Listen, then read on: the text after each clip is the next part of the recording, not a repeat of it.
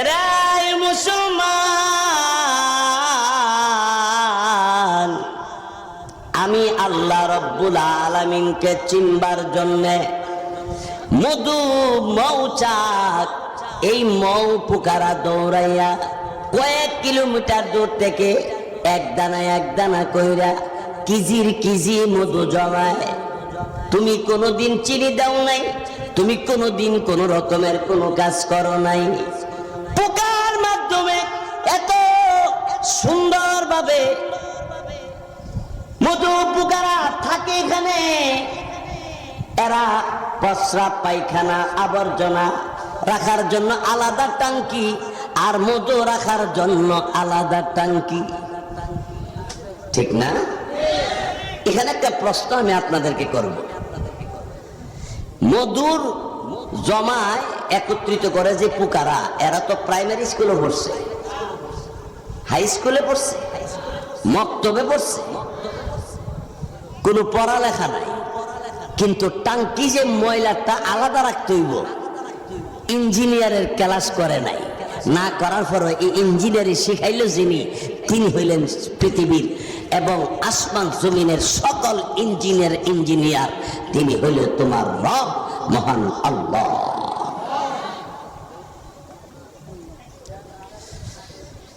এরাই মুসলমান,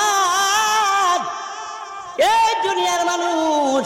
আমি মহান আল্লাহ রাব্বুল আলামিন, আমি এইভাবে তোর জন্য মধুর ব্যবস্থা করি। কিন্তু বান্দারে, আমি কোনোদিন মধু আমি আল্লাহ খাই না, আমি কোনোদিন গাভীর দুধ আমি খাই না। যত কিছু দিলাম বান্দা তুই খাবি আর আমি আল্লাহকে আল্লাহ বলে ডাকবি, ঠিক কিনা জোরে কম। সুতরাং ভাইয়েরা আমার, বন্ধুরা আমার, আল্লাহরে ডাকার মধ্যে শ্রেষ্ঠ মাধ্যম হইল নামাজ। আল্লাহরে ডাকবার মধ্যে যত পথ আছে এর মধ্যে শ্রেষ্ঠ পথের নাম হইল নামাজ। আমরা কি সবাই নামাজ পড়তে রাজি আছি? সবাই কি নামাজ পড়ি? অনেকে পড়ে না। তবে 6 ওয়াক্তের মুসল্লি বেশি, আর একটা ওয়াক্ত আছে এই ওয়াক্তটা খুবই কম। এই ওয়াক্তটার নাম হলো ফজর। ফজরের ওয়াক্ত আপনার কোন সময় ইমাম সাহেব এক লই পড়ে, আপনাদের এলাকায় নাও থাকতে পারে। কোন সময় 4-5 জন বা 6-7 জন, 10-12 জন। আর জোহরের সময় 1.5 কাতার, আসরের সময় 2.5 কাতার, মাগরিবের সময় মসজিদে জায়গা হইও না, আর এশারের সময় একটু কমেও বাড়েও, মিলাই জিলাইয়া, ঠিক না? আমার কথাটা কি বাস্তব? অথচ এক হাদিসে আল্লাহ নবী বলেন, রসুল বলেন, সূর্য উঠার আগে আর সূর্যটা ডুবার আগে যেই 2 ওয়াক্ত নামাজ আছে, এই 2 ওয়াক্ত নামাজ যারা আদায় করবে, রসুল বলেন এই লোকটা ডাইরেক্ট জান্নাতে প্রবেশ করবে। এবার বলেন, সূর্য উঠার আগে যে নামাজটা পড়তে হয় এই নামাজের নাম কি? তাইলে আসল রই পড়ে না। আবার সূর্য ডুবার আগে যে নামাজটা পড়া হয় এই নামাজটার নাম কি? আসর। এই ফজরের সময় ঘুমায় থাকে, আর আসরের সময় দরবারও, আর নাইলে বাজারও, আর নাইলে গল্প গুজারের মধ্যে থাকে। সবাই না, অধিকাংশ লোক এমন অবস্থার মধ্যে থাকে, ঠিক না ভাই?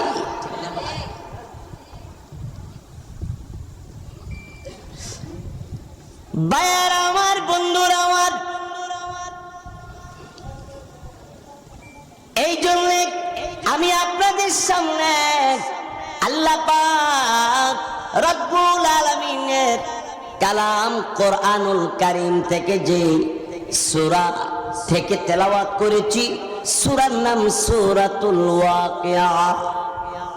ওয়াকিয়া অর্থ হলো ঘটনা, একটা ঘটনা ঘটবে। এই ঘটনা বলতে কিয়ামতের ঘটনা। কিয়ামত কায়েম করবেন আল্লাহ। বিশ্বাস করেন সবাই কিয়ামত কায়েম করবো যে আল্লাহ? আরো জোরে কর।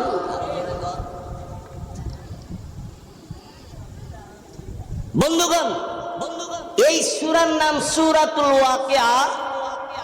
নবীজি বলেছেন, হাদিস শরীফে আছে, কোন পুরুষ বা মহিলা নিয়মিত মাগরিবের নামাজ আদায় করার পরে, মাগরিবের পরে যারা সূরা ওয়াকিয়া তেলাওয়াত করবে, আল্লাহ তাআলা তার রিজিকের অভাব দূর করে দিবে, রিজিক আল্লাহ তাআলা বাড়াইয়া দিবে। কিন্তু মাগরিবের পরে ষষ্ঠ লবয় দিছে মসজিদে 12 বেলা কয়ও কোন রাত বইবা, আর কার আগে কেডা বাইরি, ঠিক না? অথচ কথা ছিল মাগরিবের পরে সূরাতুল ওয়াকিয়া তেলাওয়াত করবে। আল্লাহ রাব্বুল আলামিনের পক্ষ থেকে এমনি এইভাবে ডাক দেয়, বলে বান্দা 40 বছর পর্যন্ত নাফরমানি, আমি আল্লাহ রাব্বুল আলামিনের দরবারে তুই বড় অপরাধী। তুই যখন আমি আল্লাহ রাব্বুল আলামিনকে আল্লাহু আকবার করে ডাক দিয়ে ফেলেছিস, আমি আল্লাহ রাব্বুল আলামিন রহমতি বরকতি ফেরেশতাদেরকে ডাক দেবনি। ও ফেরেশতারা, আমার যেই বান্দা 40 বছর পর্যন্ত আমি মহান আল্লাহর নাফরমানি করে অপরাধী হইয়া আমি আল্লাহর আজকে ডাক মারছি, 40 বছর পর্যন্ত ফেরেশতারা রে যত গুনাহ লেখছিলাম সব গুনাহ আমি আল্লাহ এই মুহূর্তে মাফ করে দিছি। আল্লাহ আল্লাহ তু মেরা मालिक है, अल्लाह अल्लाह तू मेरा गफ्फार है। ठीक किना जोरे बोलुन, आरो जोरे बोलुन। আমার মালিক আল্লাহ, আমার গফফার আল্লাহ। গফফার মানে ক্ষমা করে যিনি, তাকে বলা হয় গফফার। এই জন্য বেশি বেশি করে ইস্তেগফার, কি ইস্তেগফার, আস্তাগফিরুল্লাহ বলেন, আস্তাগফিরুল্লাহ। এই মুসলমান, আসরের পর থেকে রাত 10টা পর্যন্ত বাজারে তুমি সময় কাটাইয়া বিভিন্ন আবিজাবি কথাবার্তা বইলা কাটাইলা। তুমি যদি আসরের পর থেকে রাত 10টা পর্যন্ত আমার আল্লাহর দরবারে ইস্তেগফার করতা, তোমার নামে মহান আল্লাহ জান্নাতের দরওয়াজা খুলে দিয়া ডাকতো আর বলতো, বান্দা তুই গুনাহ করেছিস আর আমি আল্লাহর কাছে এইভাবে ইস্তেগফার, আস্তাগফিরুল্লাহ। এর অর্থ হলো আল্লাহ তোমার কাছে আমি অপরাধী, আল্লাহ তোমার কাছে আমি মাপ চাই, আমার মাফ করে দাও। চাইলেই আল্লাহ মাফ করে দেয়। সুবহানাল্লাহ জোরে কর। সকালবেলা আমি আর আপনি যদি বলতাম সুবহানাল্লাহ সুবহানাল্লাহ, আলহামদুলিল্লাহ আলহামদুলিল্লাহ, লা ইলাহা ইল্লাল্লাহ, আস্তাগফিরুল্লাহ আস্তাগফিরুল্লাহ। বিকাল বেলা যদি বলতাম, জোয়ান কালেও যদি বলতাম, বুড়া হয়ে গেল যদি বলতাম, আমার আল্লাহ পাক রব্বুল আলামিনের দরবারে আল্লাহ ফেরেশতাদেরকে বলতো, ও আল্লাহ তোমার বান্দা ফাঁকে ঝুঁকে গুনাহ করে ফেলাইছে। আমার আল্লাহ পাক রব্বুল আলামিন ডাক দিয়ে বলতে আরম্ভ করে, ফেরেশতারা রে, জওয়ান কালে বুড়া কালে রে, আবার রাতে, আবার সন্ধ্যা বিকাল, সকালবেলা আমার বান্দা যে ইস্তিগফার করেছে, সুবহানাল্লাহ আলহামদুলিল্লাহ আল্লাহু আকবার, আমার যে বান্দা পড়তে পড়তে আসছে, ফাঁকে ঝুঁকে যত গুনাহ হইছে আমি আল্লাহ মাফ করে দিছি। अल्लाह अल्लाह तू मेरा मालिक है, अल्लाह अल्लाह तू मेरा सत्तार है। गुनाह ढाইকা রাখে আল্লাহ, এই জন্য আল্লাহর নাম হলো সত্তার। সুবহানাল্লাহ জোরে কর। এই জন্য আমাদের অনেকের নাম আছে সত্তার। আসলে সত্তার ডাক দেওয়া উচিত হবে না, ডাকতে হবে আব্দুস সত্তার। কারো নাম যদি গাফফার বলে ডাকেন উচিত হবে না, আপনি ডাকবেন তাকে আব্দুল গাফফার।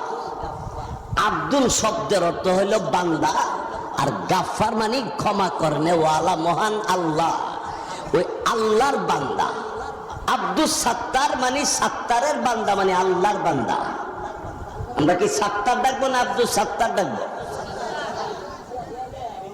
সামাদ, আমরা সামাদ মিয়া ডাকি না, ওনার নামটা হবে আব্দুস সামাদ।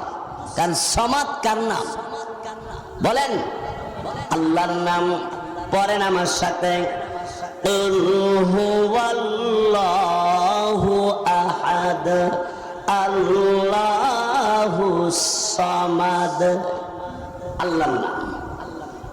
আল্লাহ আমাদের সঠিক বুঝ দান করে, আল্লাহ আমাদের সঠিক বুঝ দান করেন। সবাই বলেন আমিন। বন্ধুগণ, যুবক ছেলেরা অক্লান্ত মেহনত করে টাকা পয়সা খরচ করে এই আজকের এই ইসলামী মহাসম্মেলনের আয়োজন করেছে। আমার যুবক ভাইদেরকে আল্লাহ কবুল করুক, বলেন আমিন। যারা টাকা পয়সা পরামর্শ যে যেইভাবে সহযোগিতা করেছেন, আল্লাহ এর উসিলা করে সকলকে হাসর ময়দানে নাজাতের মাধ্যম বানায় দেখ। সবাই বলি আমিন। আমি আপনাদের সামনে কোরআনুল কারীম থেকে সূরাতুল ওয়াকিয়া নামক একটা সূরা আছে, এই সূরা থেকে কয়েকখানা আয়াতে কারিমা আপনাদের খেদমতে তিলাওয়াত করেছি। নবীজির অগণিত হাদিস থেকে ছোট্ট একখানা হাদিসে কারিমা তিলাওয়াত করেছি। তিলাওয়াতকৃত আয়াত এবং হাদিসকে বুঝার জন্য আমি আমার সাধ্য অনুপাতে বুঝাবার জন্য চেষ্টা করব।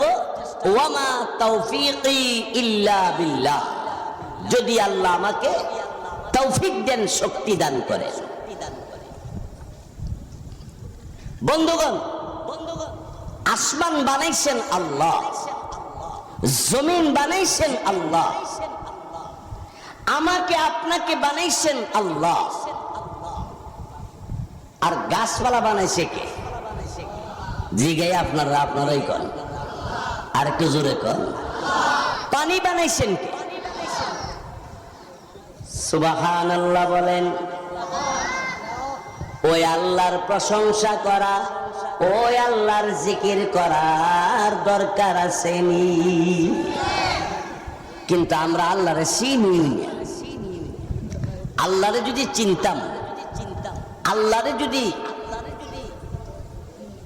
চিনতাম, তাহলে ইচ্ছাকৃতভাবে সুদের ব্যবসা করার দরকার ছিল না। ইচ্ছাকৃতভাবে জেনে শুনে সমাজের কোন দরবার মিটিং করতে গিয়ে ঘুষ খাওয়ার প্রয়োজন ছিল না। যদি আল্লাহরে ডরাইতো, আল্লাহরে যদি চিনতো, তাহলে ইচ্ছাকৃতভাবে জেনে শুনে শিরিক গুনাহ করার দরকার ছিল না, বেদাত করার দরকার ছিল না।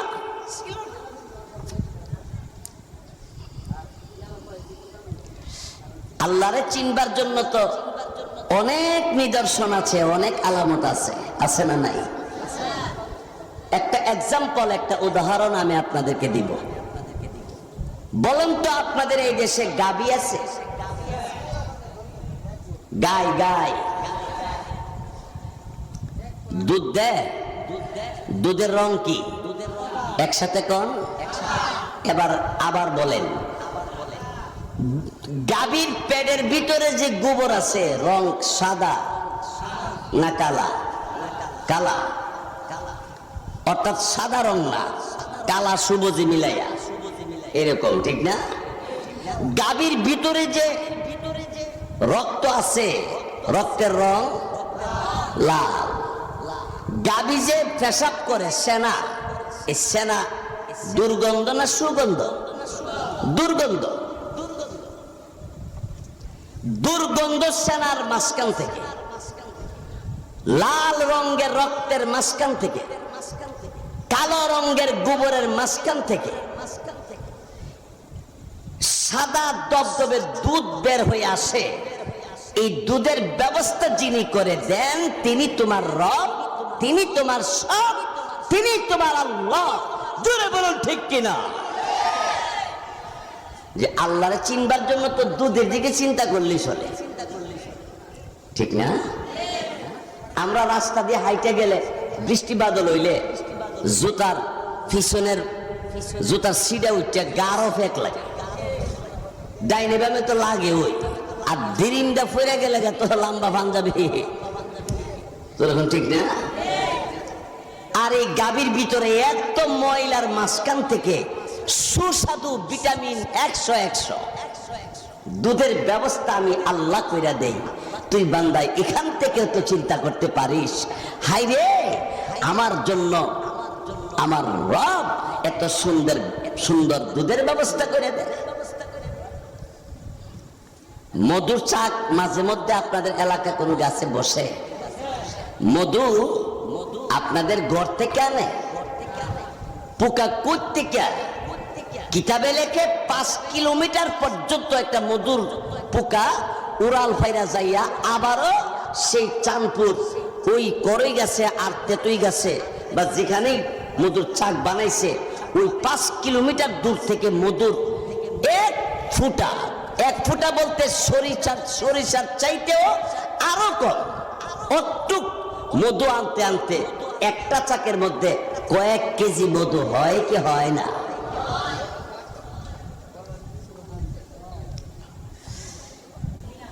দুই নম্বর নবী বলেন সূরাতুল ওয়াকিয়া যেই পুরুষ বা মহিলা তেলাওয়াত করবে আল্লাহ রাব্বুল আলামিন তাকে জান্নাতের নাজ নিয়ামত আরো বাড়ায়া দেওয়ার ব্যবস্থা করবে। বান্দা দুনিয়াতে যত নিয়ামত পাবে তার চেয়ে কোটি কোটি গুণ জান্নাতে তার জন্য বরাদ্দ করা হবে। যে দুনিয়া তো রিজিকের অভাব হবে না, জান্নাতে রিজিকের অভাবই হবে না। এমন একটা সূরা আমি যদি মাগরিবের পরে নিয়মিত তেলাওয়াত করি, লাভ না লস? তাহলে এই আমলটা কি আমরা করবো ইনশাআল্লাহ? আমরা করবো ইনশাআল্লাহ।